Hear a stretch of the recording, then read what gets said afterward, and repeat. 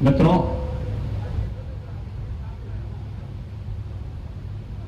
बाढ़ प्रभावित क्षेत्रों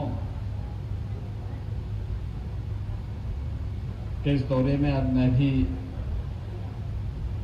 जनपद गोंडा के प्रभावित गांवों का सर्वेक्षण करने के बाद यहाँ पर कुछ पीड़ित परिवारों को राहत सामग्री यहाँ पर वितरण करने का मुझे अवसर प्राप्त हुआ है। प्रदेश के अंदर लगभग 15 जनपद वर्तमान में बाढ़ से प्रभावित हैं। ये तीसरी बार इस सीजन में बाढ़ का सामना प्रदेश के विभिन्न जनपद वासियों को करना पड़ रहा है।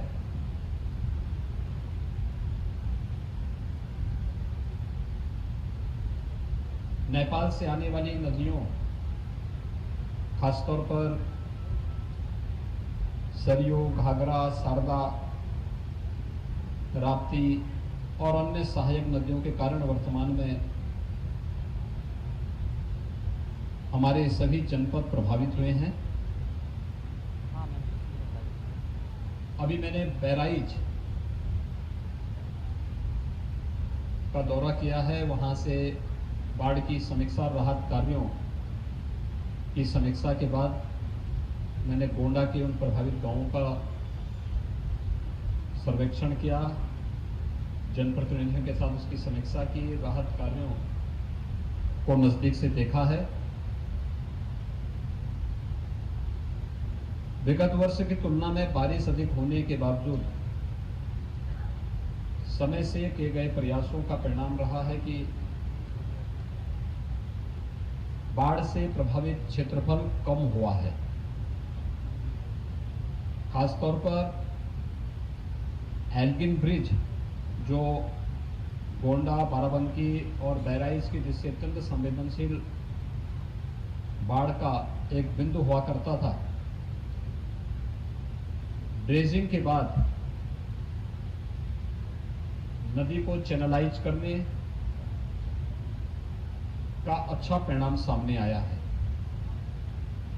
और ये केवल एल्गिन ब्रिज का ही नहीं, बल्कि हमें आवश्यकता पड़ी तो हमने शारदा नदी में भी,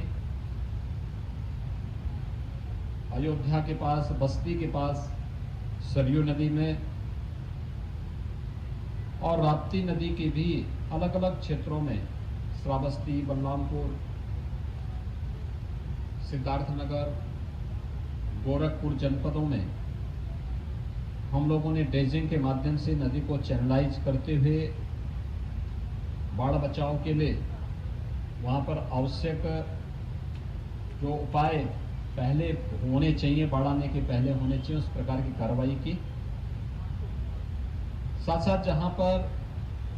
कटान अवरोधक कार्य होने थे वह भी समय पर होने के कारण काफी राहत मिली है। इसी के कारण विगत वर्ष की तुलना में अधिक बरसात के बावजूद अभी जनपद के 10 राजस्व गांव बाढ़ से प्रभावित हैं, जिनमें 7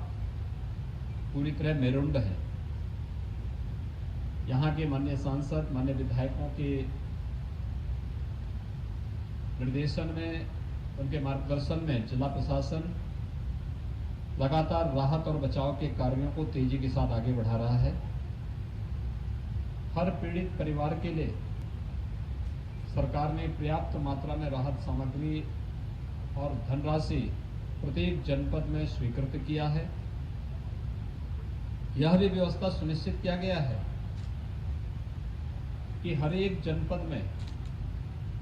बचाव और राहत करने के लिए एनडीआरएफ,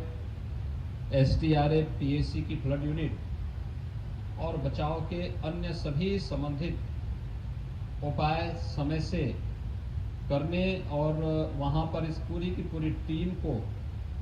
वहां पर रखने और इन सभी कार्यों में सहयोग करने के लिए हमारी टीमें पहले से लगी हुई हैं। राहत और बचाव के लिए पर्याप्त मात्रा में नौकाओं की व्यवस्था, स्टीमर की व्यवस्था उन सभी जनपदों में करने के साथ ही राहत सामग्री के रूप में भी और एक पीड़ित परिवार के लिए पर्याप्त मात्रा में